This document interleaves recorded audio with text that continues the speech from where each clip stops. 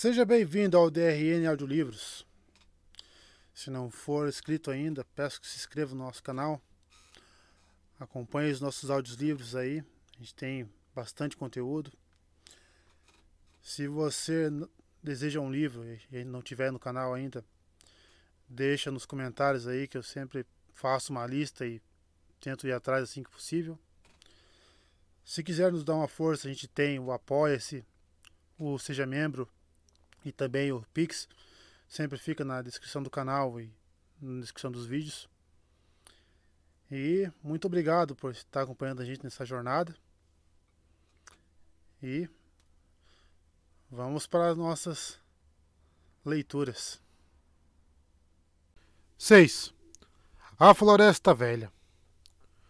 Frodo despertou de repente. Ainda estava escuro no quarto. Merry estava ali de pé, com uma vela numa mão e socando a porta com a outra. Muito bem, o que é? Disse Frodo, ainda abalado e desnorteado. O que é? Exclamou Merry. É hora de levantar. São 4:30 e faz muito nevoeiro. Venha. Sam já está aprontando o desjejum. Até Pippin já levantou. Vou só selar os pôneis e buscar o que vai carregar as bagagens. Acorde-se preguiçoso do fofo. Pelo menos ele precisa levantar e se despedir de nós. Logo após as 6 horas, os 5 hobbits estavam prontos para partir. Fofo Bolger ainda bocejava. Esgueiraram-se para fora da casa em silêncio. Merry ia à frente, conduzindo um pônei carregado, e pegou uma trilha que atravessava um capão atrás da casa e depois cortava diversos campos. As folhas das árvores rebrilhavam e cada ramo pingava. O capim estava cinza com um orvalho frio. Tudo estava quieto e ruídos longínquos pareciam próximos e nítidos. Aves tagarelando num quintal. Alguém fechando a porta de uma casa distante. No seu barracão encontraram uns pôneis, animaizinhos robustos do tipo que os hobbits adoram. Não velozes, mas bons para um longo dia de trabalho. Montaram e logo estavam cavalgando no nevoeiro, que parecia abrir-se relutante à frente e fechar-se ameaçador atrás. Depois de cavalgarem por cerca de 1 hora, devagar e sem conversarem, viram a Sebe surgindo repentinamente à frente. Era alta e enredada em teias de aranhas prateadas. Como vão atravessar isso? Perguntou Fredegar. Sigam-me! Exclamou Merry. E verão. Virou à esquerda ao longo da Sebe e logo chegaram a um ponto onde ela se curvava para dentro, acompanhando a borda de uma depressão. Havia sido feito um corte a certa distância da Sebe, que descia suavemente para dentro do solo. Era ladeado por muros de tijolos que se erguiam continuamente até, de repente, se arquearem e formarem um túnel que mergulhava fundo embaixo da Sebe, saindo numa depressão do outro lado. Ali, Fofo Bolger parou. Adeus, Frodo, disse ele. Gostaria que você não estivesse entrando na floresta. Só espero que não precise de socorro antes que o dia termine. Mas boa sorte para você. Hoje e todos os dias. Se não houver nada pior à frente do que a Floresta Velha, estarei com sorte, comentou Frodo. Diga a Gandalf que se apresse pela estrada leste. Logo havemos de retornar a ela, andando o mais depressa possível. Adeus, exclamaram e desceram pelo declive, desaparecendo das vistas de Fredegar no interior do túnel. Era escuro e úmido. Na outra ponta estava fechado com um portão de robustas barras de ferro. Merry apeou e destrancou o portão e, quando todos haviam atravessado, ele o empurrou para fechá-lo de novo. Ele fechou-se com um som metálico e a fechadura estalou. O som era agorento. Aí está, disse Merry. Vocês deixaram o condado e agora estão do lado de fora, na beira da Floresta Velha. São verdadeiras as histórias sobre ela? Perguntou Pippin. Não sei a quais histórias você se refere, respondeu Merry. Se quer dizer as velhas histórias de bicho-papão que as amas de leite de Fofo costumavam lhe contar, sobre goblins e lobos e coisas do tipo, eu diria que não. Eu, de qualquer modo, não acredito nelas. Mas a floresta é esquisita. Tudo nela está muito mais vivo, mais consciente do que acontece, por assim dizer, que as coisas do condado. E as árvores não gostam de estranhos. Elas observam a gente. Normalmente contentam-se em apenas observar a gente enquanto durar a luz do dia e não fazem muita coisa. Às vezes, as mais hostis podem largar um galho, ou estender uma raiz, ou agarrar a gente com um cipó comprido. Mas à noite as coisas podem ser bem alarmantes, é o que me dizem. Só estive aqui depois do anoitecer uma ou duas vezes, e sempre perto da sebe. Pensei que todas as árvores estavam sussurrando entre si, repassando notícias e tramas em uma língua ininteligível, e os galhos balançavam e tateavam sem haver vento. Dizem que as árvores chegam a se mexer e podem cercar estranhos e confiná-los. Na verdade, faz tempo que atacaram a sebe. Vieram e se plantaram bem ao lado dela e se inclinaram por cima. Mas os hobbits vieram e derrubaram centenas de árvores e fizeram uma grande fogueira na floresta e queimaram todo o solo em uma longa faixa a leste da sebe. Depois disso, as árvores desistiram do ataque, mas se tornaram muito hostis. Ainda há um amplo espaço vazio, não muito para dentro, onde foi feita a fogueira. São só as árvores que são perigosas? Perguntou Pippin. Há diversos seres esquisitos que vivem na profundeza da floresta e do lado oposto, disse Merry. Ou pelo menos é o que ouvi dizer. Mas nunca vi nenhum deles. Mas alguma coisa faz trilhas. Quando se penetra, encontra-se trilhas abertas, mas elas parecem se deslocar e mudar de tempos em tempos de um jeito esquisito. Perto desse túnel existe, ou existiu por muito tempo, o começo de uma trilha bem larga que levava à clareira da fogueira, e depois, mais ou menos em nossa direção, a leste e um pouco ao norte. Essa é a trilha que vou tentar encontrar. Os hobbits saíram então pelo portão do túnel e atravessaram uma larga depressão. Do lado oposto, havia uma trilha apagada que subia para o chão da floresta, uma centena de jardas e mais além da sebe. Mas ela desapareceu assim que os trouxe para debaixo das árvores. Olhando para trás, conseguiu enxergar a linha escura da sebe através dos troncos das árvores que já estavam densas em redor deles. Olhando para a frente, só conseguiam ver troncos de árvores de inúmeros tamanhos e formas, retos ou curvos, torcidos, inclinados, atarracados ou esbeltos, lisos ou rugosos e ramificados. E todos os troncos eram verdes ou cinzentos com musgo e vegetação viscosa e desgrenhada. Só Merry parecia bastante animado. É melhor nos guiar e encontrar essa trilha, disse-lhe Frodo. Não deixe nos perdermos uns dos outros, nem esquecer de que lado fica a sebe. Abriram caminho entre as árvores e seus pôneis arrastaram-se avante, evitando com cuidado todas as raízes retorcidas e entrelaçadas. Não havia vegetação rasteira. O solo subia continuamente e, enquanto avançavam, parecia que as árvores se tornavam mais altas, mais escuras e mais densas. Não havia som, exceto por um eventual pingo de umidade que caía das folhas silenciosas. Naquele momento, não havia sussurros nem movimento entre os ramos, mas todos tiveram uma sensação desconfortável de que estavam sendo observados com reprovação, que se aprofundava em aversão e até inimizade. A sensação cresceu cada vez mais, até perceberem que estavam erguendo os olhos depressa ou espiando para trás sobre os ombros, como quem espera um golpe repentino. Ainda não havia sinal de trilha, e as árvores constantemente pareciam barrar-lhes o caminho. De repente, Pippin sentiu que não conseguia aguentar mais e, sem aviso, soltou um grito. Ei, ei! Exclamou. Não vou fazer nada. Só me deixe passar, por favor. Os demais pararam espantados, mas o grito morreu como que abafado por uma pesada cortina. Não houve eco nem resposta, apesar de a mata parecer tornar-se mais apinhada e mais vigilante que antes. Eu não gritaria se fosse você, diz Mary. Faz mais mal que bem. Frodo começou a se perguntar se seria possível encontrar uma passagem e se fizera bem fazer os outros entrarem naquela mata abominável. Mary olhava de um lado para outro e já parecia incerto sobre o caminho a tomar. Pippin notou isso. Você não levou muito tempo para nos perder, comentou ele.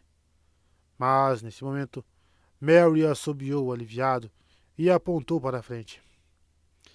Bem, bem, disse ele. Essas árvores se deslocam mesmo. Ali está a clareira da fogueira à nossa frente, ou assim espero. Mas a trilha até lá parece ter ido embora. A luz ficou mais clara à medida que avançavam. De repente, saíram das árvores e se viram em um amplo espaço circular. Lá estava o céu acima deles, azul e claro, para sua surpresa, pois embaixo do teto da floresta não haviam conseguido ver como nascia a manhã e se erguia a neblina. No entanto, o sol ainda não estava alto bastante para iluminar a clareira, apesar de sua luz estar nos topos das árvores. Todas as folhas eram mais espessas e verdes em torno das bordas da clareira, cercando-a com uma parede quase sólida. Ali não crescia nenhuma árvore, somente capim grosso e muitas plantas altas. Abioto e cicuta dos prados, desbotados de longos talos, ervas de queimada que soltavam sementes das cinzas fofas, urtigas e cardos viçosos. Um lugar lúgubre, mas parecia um jardim encantador e alegre depois da floresta fechada. Os hobbits sentiram-se encorajados e ergueram os olhos, esperançosos, para a luz do dia que se espalhava no céu. Do lado oposto da clareira, havia uma lacuna na parede de árvores e uma trilha limpa mais além. Podiam vê-la entrando pela mata, larga em alguns lugares e aberta no alto. Apesar de às vezes as árvores se fecharem e lhe fazerem sombra com os ramos escuros. Cavalgaram subindo por essa trilha. Ainda estavam numa leve aclive, mas agora andavam muito mais depressa e mais animados, pois lhes parecia que a floresta havia abrandado e afinal iria deixá-los passar sem obstáculo. Mas pouco depois o ar começou a ficar quente e abafado.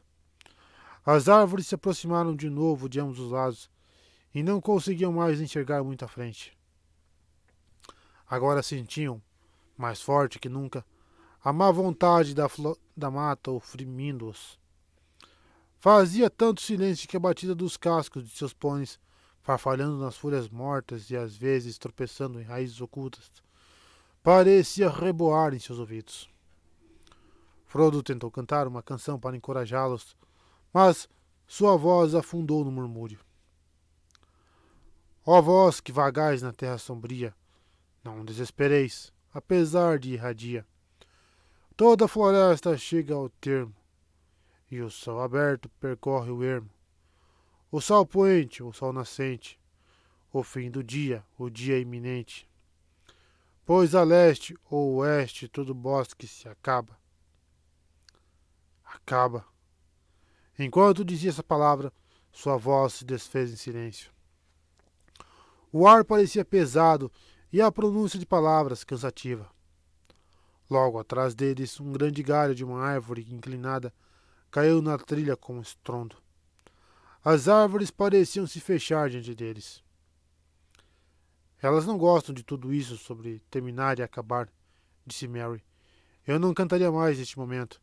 Espere que cheguemos à beira, e daí vamos nos virar e lhes dar um coro entusiasmado. Falou com jovialidade, e se sentia grande ansiedade não a demonstrava.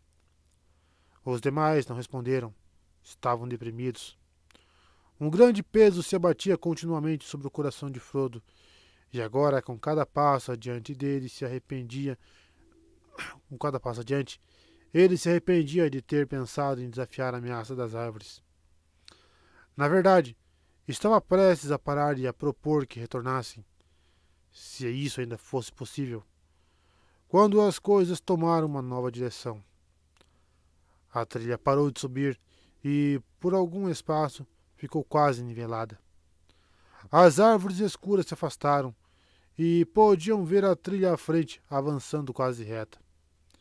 Diante deles, mas a alguma distância, estava um morro verde, sem árvores, erguendo-se da mata em volta como uma cabeça calva. A trilha parecia ir direto para lá. Voltaram então a avançar depressa, deleitados com a ideia de subirem por um tempo acima do teto da floresta. A trilha afundou e depois recomeçou a subir, levando-os por fim ao sopé da íngreme encosta. Ali ela deixou as árvores e sumiu no capim. A mata se erguia em toda a volta do morro como cabelos densos que acabassem de repente num círculo em torno de um cocoruto rapado. Os hobbits levaram os pôneis para cima, dando voltas e mais voltas até alcançarem o topo. Ali pararam, olhando atentamente ao redor deles. O ar brilhava iluminado pelo sol, mas estava nebuloso, e não conseguiam enxergar muito longe. Perto dali, a névoa já quase desaparecera. Mas aqui e ali, ela permanecia em depressões da mata e, ao sul deles, de uma profunda dobra que atravessava a floresta. A neblina ainda subia como vapor ou fiapos de fumaça branca. Ali, disse Merry apontando com a mão. Ali está a linha do Volta-Vime. Ele desce das colinas e corre para o sudoeste pelo meio da floresta para confluir com o Brandevin abaixo de Findaseb. Não queremos ir nessa direção. Dizem que o vale do Volta-Vime é a parte mais estranha de toda a mata. O centro de onde vem toda a estranheza, por assim dizer. Os demais olharam na direção que Merry apontara, mas pouco conseguiam ver além de névoas acima do vale úmido e profundo. E além dele, a metade meridional da floresta desaparecia da visão. Agora o sol no topo do morro estava esquentando. Devia ser umas 11 horas, mas a névoa do outono ainda os impedia de enxergar muita coisa em outras direções. A oeste não podiam divisar nem a linha da Seb, nem o vale do Brandevin atrás dela. Ao norte, onde olhavam com maior esperança, nada podiam enxergar que pudesse ser a linha da grande estrada leste, onde estavam se dirigindo. Estavam numa ilha em um mar de árvores e o horizonte estava velado. Do lado sudeste, o solo caía muito depressa, como se as encostas do morro continuassem bem abaixo das árvores, como costas de uma ilha que são, na verdade, os flancos de uma montanha que se ergue de águas profundas. Sentaram-se na borda verde e contemplaram a mata abaixo deles, enquanto faziam a refeição meridiana. Quando o sol subiu e passou do meio-dia, divisaram, longe, no leste, as linhas verdes acinzentadas das colinas que ficavam além da floresta velha daquele lado. Isso os animou bastante, pois era bom ter a visão de algo além das bordas da mata, apesar de não pretenderem ir naquela direção se pudessem evitá-la. As colinas dos túmulos tinham, nas lendas dos hobbits, uma reputação tão sinistra quanto a própria floresta. Por fim, decidiram-se a prosseguir outra vez. A trilha que os trouxera ao morro reapareceu do lado norte, mas, antes de terem percorrido grande distância nela, deram-se conta de que ela virava continuamente para a direita. Logo ela começou a descer depressa e imaginaram que, na verdade, ela rumava para o vale do Volta-Vime. Não era de jeito nenhum a direção que queriam tomar. Após uma discussão, decidiram abandonar aquela trilha enganosa e rumar para o norte, pois apesar de não terem conseguido Vila do Cume, a estrada devia ficar naquela direção e não podia estar a muitas milhas de distância. Também ao norte e à esquerda da trilha, o terreno parecia mais seco e mais aberto, subindo até encostas onde as árvores eram menos espessas e pinheiros e abetos tomavam o lugar dos carvalhos e freixos e outras árvores estranhas e sem nome na mata mais densa. No começo, a escolha pareceu boa. Avançaram a uma velocidade razoável, porém sempre que vislumbravam o sol numa clareira aberta, pareciam ter-se inexplicavelmente desviado para o leste. Mas, algum tempo depois, as árvores começaram a se fechar de novo, bem onde de longe tinham parecido menos densas e emaranhadas. Então descobriram, inopinadamente, fundas dobras no solo, como sulcos de grandes rodas gigantes, ou largos fossos de estradas afundadas, há muito desusadas e afogadas em sarças. Geralmente cruzavam bem pela sua linha de marcha e só podiam ser atravessadas descendo e escalando do outro lado, o que era trabalhoso e difícil com os pôneis. A cada vez que desciam, encontravam o fundo repleto de arbustos densos e vegetação rasteira entrelaçada, que por algum motivo não cedia à esquerda, mas só se abria quando viravam à direita. E tinham de andar certa distância pelo fundo até encontrarem um lugar para subirem pela margem oposta. A cada vez que se arrastavam para fora, as árvores pareciam mais fundas e escuras, e sempre era mais difícil encontrar um caminho à esquerda e para cima, e eram forçados à direita e para baixo. Após 1 ou 2 horas, haviam perdido todo o sentido de direção, apesar de saberem muito bem que há tempos tinham deixado de seguir rumo ao norte. Estavam sendo interceptados e simplesmente seguiam o curso escolhido para eles, ao leste e ao sul, rumo ao coração da floresta e não para fora. A tarde estava acabando quando toparam, aos trancos e barrancos, com uma dobra que era mais larga e funda que qualquer outra que já tivesse encontrado. Era tão íngreme e saliente que demonstrou ser impossível escalar para fora, à frente ou atrás, sem abandonar os pôneis e a bagagem. Só o que podiam fazer era seguir a dobra, para baixo. O solo tornou-se mole e lodoso em alguns pontos. Apareceram nascentes nas margens, e logo viram-se seguindo um regato que escorria e sussurrava num leito cheio de ervas. Então o chão começou a decair rapidamente, e o regato ficou forte e ruidoso, fluindo e saltando depressa em costa abaixo. Estavam em uma funda vala, fracamente iluminada e encoberta por árvores muito acima deles. Depois de tropeçarem ao longo da correnteza por um certo tempo, saíram da escuridão muito de repente. Viram a luz do sol à frente como se fosse através de um portão. Chegando à abertura, descobriram que haviam descido por uma fissura numa encosta alta e íngreme, quase um penhasco. No sopé havia um amplo espaço de capim e juncos e, ao longe, podiam divisar outra margem, quase igualmente íngreme. Uma tarde dourada, com tardia luz do sol, repousava quente e sonolenta sobre o terreno oculto entre as duas. No meio serpenteava, preguiçoso, um rio escuro de água parda, ladeado com antigos salgueiros, coberto por salgueiros bloqueados com salgueiros caídos e manchado com milhares de folhas desbotadas de salgueiro. O ar estava denso com elas, esvoaçando amarelas dos galhos, pois uma brisa morna e suave soprava mansamente no vale, e os juncos farfalhavam, e os ramos de salgueiro rangiam. Bem, pelo menos agora tenho alguma ideia de onde estamos, disse Mary. Viemos quase na direção oposta da que pretendíamos. Este é o rio Volta Vime. Vou em frente para explorar. Avançou para a luz do sol e desapareceu no capim alto. Algum tempo depois, reapareceu e relatou que havia terreno bastante sólido entre o sopé do penhasco e o rio, e em alguns lugares a grama firme descia até a beira d'água. No mais, disse ele, parece que há algo como um caminho fazendo curvas deste lado do rio.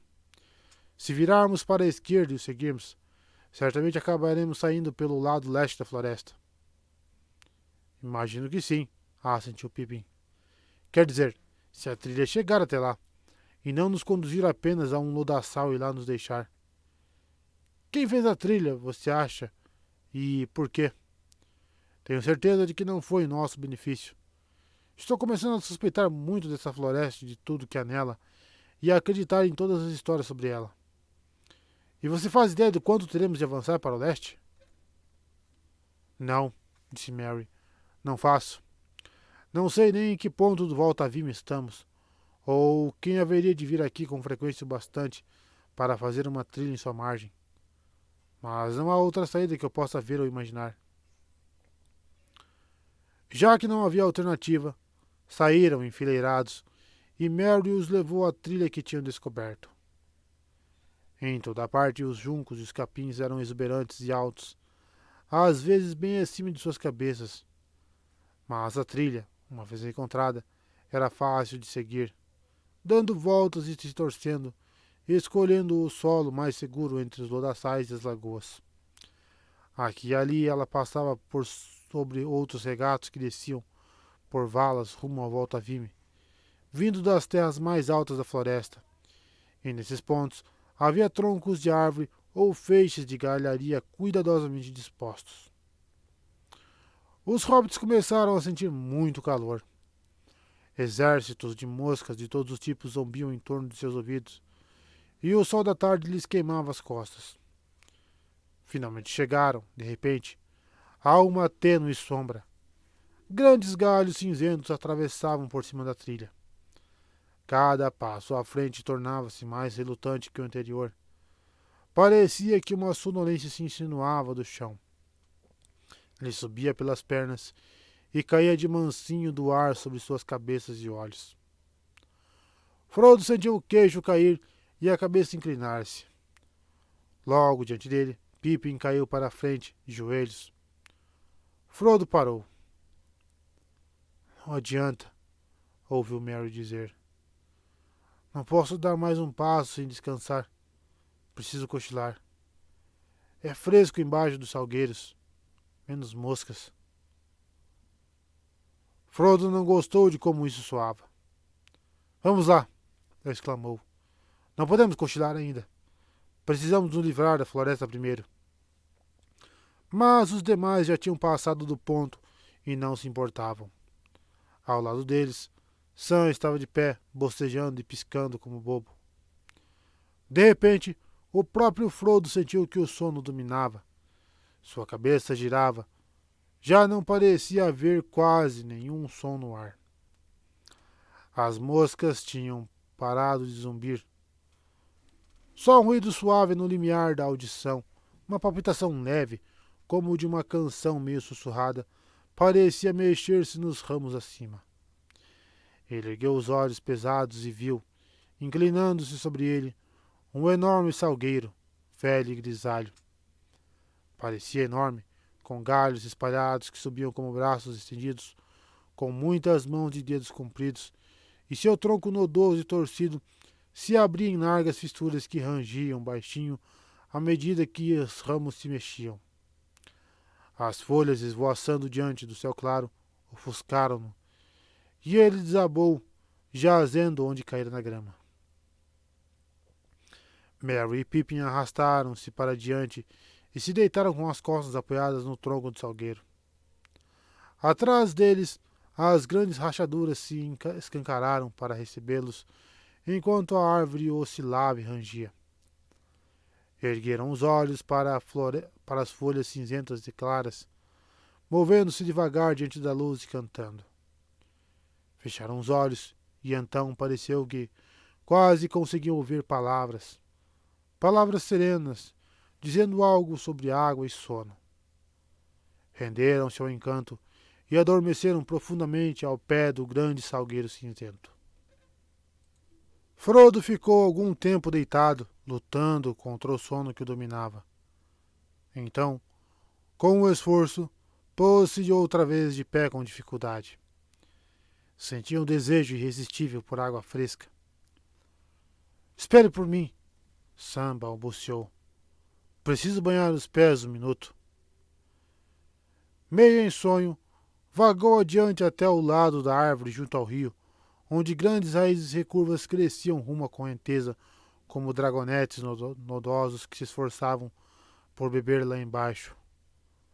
Pôs-se a cavalo numa delas e balançou os pés quentes na fresca água parda. E ali também ele adormeceu de repente, encostado à árvore. Sam sentou-se e coçou a cabeça e arreganhou a boca num bocejo cavernoso. Estava preocupado. A tarde estava avançando e ele achava incomum sua súbita sonolência. Tá parecendo eu depois do almoço. Tem mais por trás disso que o sol e o ar morno, murmurou consigo. Não gosto desta arvorezona grande. Não confio nela. Escute como está cantando sobre sono agora. Isso não vai ficar assim. Ergueu-se de pé e saiu cambaleando para ver o que fora feito dos pôneis. Descobriu que dois haviam perambulado certa distância ao longo da trilha e acabara de apanhá-los e trazê-los de volta com os outros quando ouviu dois ruídos. Um alto e o outro suave, mas muito nítido. Um era como o impacto de algo pesado caindo na água. O outro era um ruído como o estalo de uma fechadura quando uma porta se fecha depressa e em silêncio. Correu de volta para a margem. Frodo estava na água perto da beira e uma grande raiz de árvore parecia estar sobre ele, apertando-o para baixo. Mas ele não resistia. Sam o agarrou pela jaqueta e o arrancou debaixo da raiz. Depois, com dificuldade, trouxe-o para a margem. Ele acordou quase de imediato, tossiu e cuspiu. Sabe, Sam, disse ele por fim.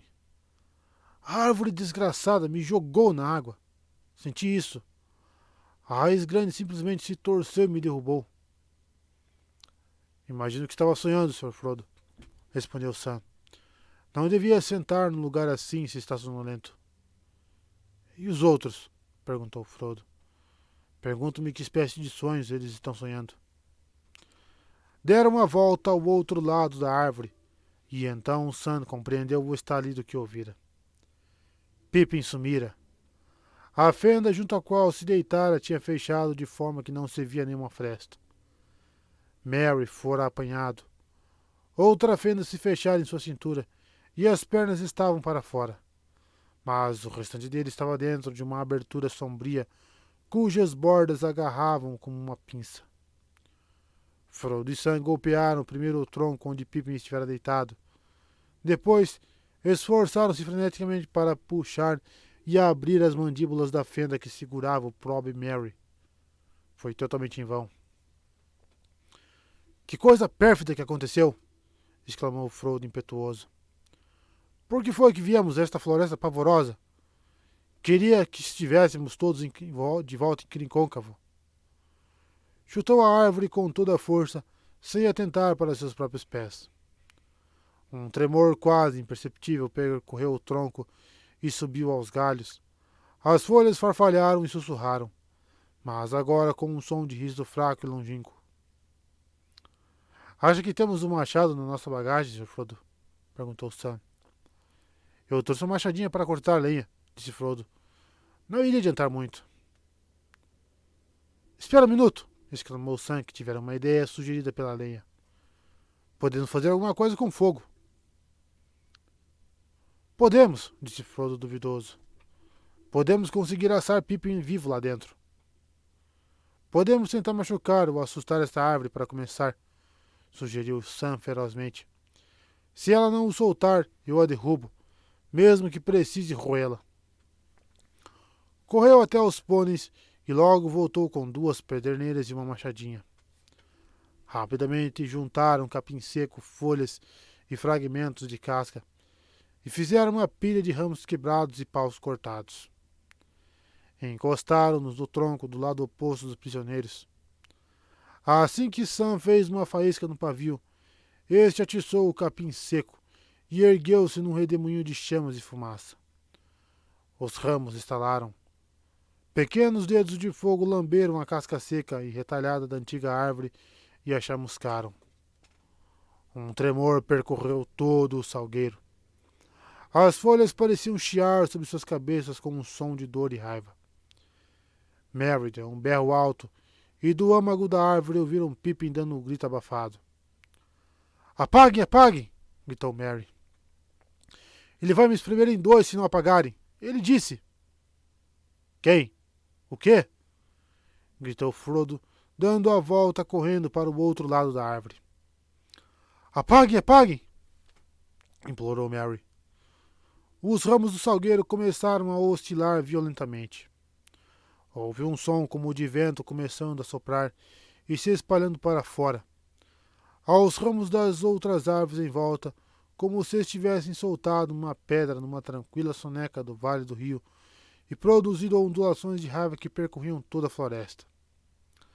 Sam chutou a pequena fogueira e pisoteou as fagulhas.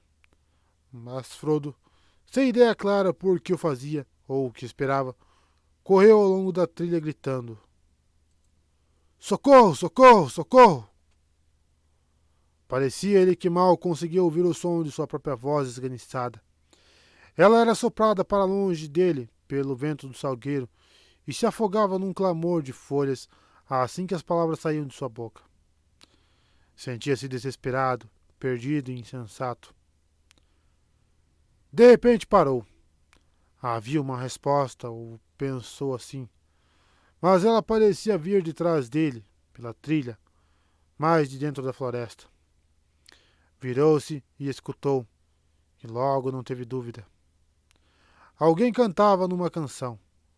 Uma voz profunda e contente cantava, despreocupada e feliz, mas cantava disparates. Bim, bom, balalão, badala, carrilhão. Badala ali, salta aqui, debaixo do chorão. Bom tom, alegre tom, bombadil bom. Meio esperançosos e meio temendo a algum novo perigo, Frodo e Sam estavam ambos imóveis.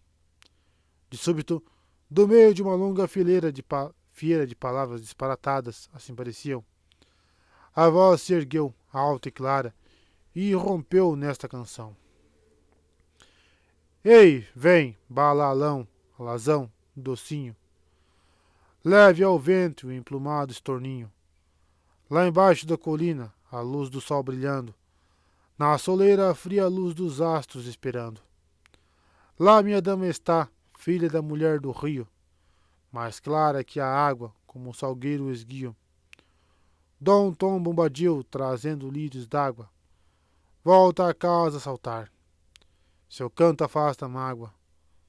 Ei, vem, balalão, alazão contente. Fruta douro, pele florescente. Velho salgueiro, recolhe a tua raiz. Tom está com pressa e a noite por um triz. Tom volta a casa trazendo lírios d'água. Ei, vem, alazão, meu canto afasta a mágoa. Frodo e Sam estavam como que encantados. O vento parou numa lufada. As folhas estavam outra vez suspensas em galhos rígidos. Houve outra explosão de cantoria, e então, de repente, saltitando e dançando ao longo da trilha, surgiu acima dos juncos um velho chapéu surrado, de copa alta, com uma longa pena azul enfiada na fita. Com mais um pulinho e um salto, viu-se um homem, ou assim parecia. Fosse como fosse, era grande e pesado demais para ser um hobbit, porém não alto o bastante para ser do povo grande, se bem que fazia barulho suficiente para ser um, pisoteando com grandes botas amarelas nas pernas grossas e rompendo pelo capim e pelos juncos como uma vaca descendo para beber. Tinha um casaco azul e uma longa barba castanha.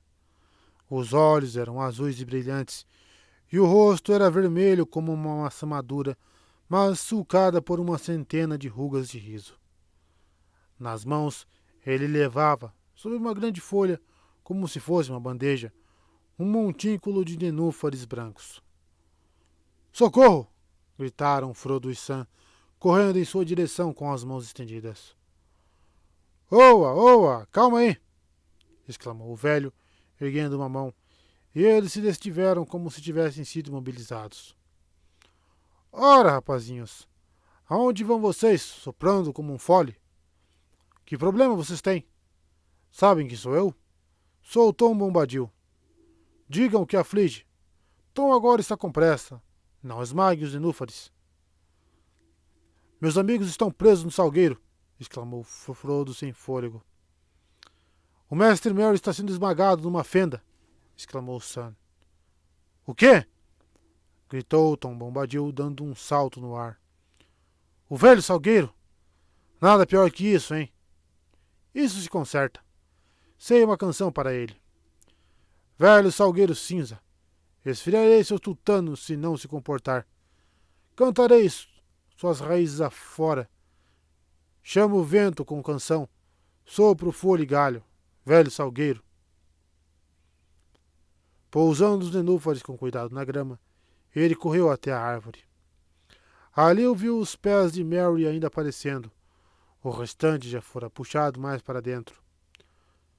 Tom encostou a boca na fenda e começou a cantar para dentro, em voz baixa. Não conseguiam distinguir as palavras, mas evidentemente Mary reanimou-se. Começou a espernear. Tom se afastou com um salto e, quebrando um ramo pendente, bateu com ele no flanco do traseiro. Deixe-o sair agora, velho salgueiro, disse ele. O que está pensando? Não devia estar desperto. Coma a terra, cave fundo, beba água. Vá dormir. É Bombadil quem fala. Então agarrou os pés de Mary e o puxou para fora da fenda, que se alargou subitamente. Houve um rangido dilacerante, e a outra fenda se abriu, e dela saltou Pippin como se tivesse sido chutado. Então, com um estalo alto, ambas as fendas voltaram a se fechar firmemente. Um tremor percorreu a árvore da raiz à copa e fez-se silêncio completo. Obrigado, disseram os hobbits, um após o outro. Tom Bombadil irrompeu em risada. Bem, meus rapazinhos, disse ele, curvando-se para eles olhar no rosto. Venham comigo à minha casa. A mesa está posta. Creme amarelo, favo, pão branco e manteiga. Frutadouro aguarda. Tem tempo para as perguntas à mesa do jantar. Sigam atrás de mim tão depressa quanto puderem.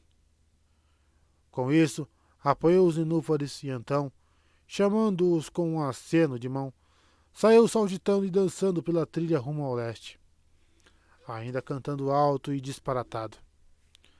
Surpresos e aliviados demais para falar, os hobbits o seguiram mais depressa que puderam.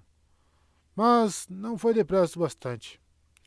Tom logo desapareceu à frente deles e o ruído de sua canção se tornou mais fraco e longínquo. Subitamente sua voz veio flutuando de volta para eles num grande alô. Vão saltando, amiguinhos, pelo volta-vime. Tom acende velas contra a treva que oprime. O sol se põe no oeste, então a tristeza aperta. Caindo as sombras da noite, a porta será aberta.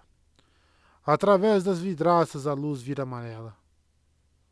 Não temam amieiro nem salgueiro que apela. Não temam ramo ou raiz, é Tom que vai à frente. Ei, vem, balalão, esperam pela gente. Depois disso, os hobbits nada mais ouviram. Quase de imediato, o sol pareceu se esconder entre as árvores atrás deles. Pensaram na luz oblíqua da tarde rebrilhando no rio Brandevin e nas janelas de Buqueburgo começando a lampejar com centenas de luzes. Grandes sombras caíram sobre eles. Troncos e ramos de árvores pendiam sobre a trilha, escuros e ameaçadores.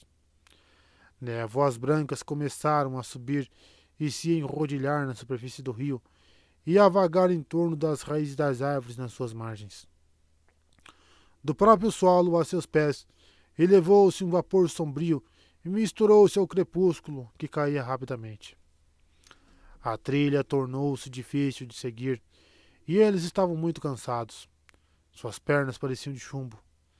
Estranhos ruivos furtivos corriam entre os arbustos e juncos de ambos os lados, e quando erguiam os olhos para o céu pálido, avistavam estranhos rostos, retorcidos e nodosos, que assomavam escuros diante da penumbra e os olhavam maliciosamente da margem alta e das bordas da mata. Começaram a sentir que toda aquela região era irreal e que tropeçavam através de um sonho agourento que não levava a nenhum despertar. Quando já sentiam os pés reduzindo o passo e chegando à imobilidade, notaram que o terreno se elevava suavemente. A água começou a murmurar. Na escuridão, perceberam o brilho branco da espuma onde o rio corria sobre uma breve queda d'água. Então, de súbito, as árvores acabaram e as névoas ficaram para trás.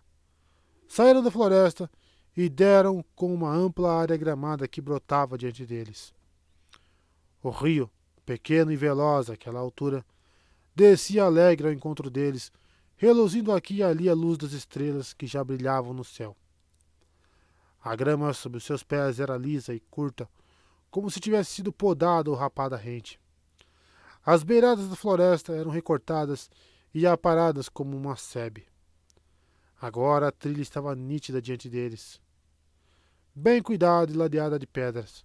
Fazia curvas subindo até o topo de um outeiro gramado, cinzento agora na noite pálida e estrelada. E ali, acima deles, em mais uma encosta, viram piscar as luzes de uma casa. A trilha desceu outra vez e depois subiu de novo. Subiu por uma longa encosta lisa de relva rumo à luz. De repente, um largo feixe amarelo brotou claro de uma porta que foi aberta. Ali estava a casa de Tom Bombadil diante deles. Sobe, desce, sobe o morro. Atrás dela, um aclive íngreme do terreno se estendia, cinzento e sem vegetação. E além dele, as formas escuras das colinas dos túmulos entravam pela noite oriental adentro. Todos correram adiante, hobbits e pôneis. Metade de sua exaustão e todos os seus temores já os haviam abandonado. Ei, vem, balalão! Ressoou a canção para saudá-los. Ei, vem, alazão! Que caras são estas? Hobbits e pôneis, todos gostam de festas. Vamos nos divertir, juntos cantemos. Então outra voz clara, jovem e antiga como a primavera, como uma canção de água contente que vem fluindo na noite desde uma manhã luminosa nas colinas, veio caindo como prata ao seu encontro. A canção que comece, junto cantemos. Sol, astro, lua e névoa, chuva e vapor que vemos. Orvalho na pena, luz nos ramos extremos. Vento na colina, no campo e os crisântemos. Lírios sobre a água, juncos no lago sombrio. Dom Tom Bombadil e a filha do rio. E com essa canção os hobbits se viram na soleira da porta, e uma luz dourada brilhava a toda a sua volta.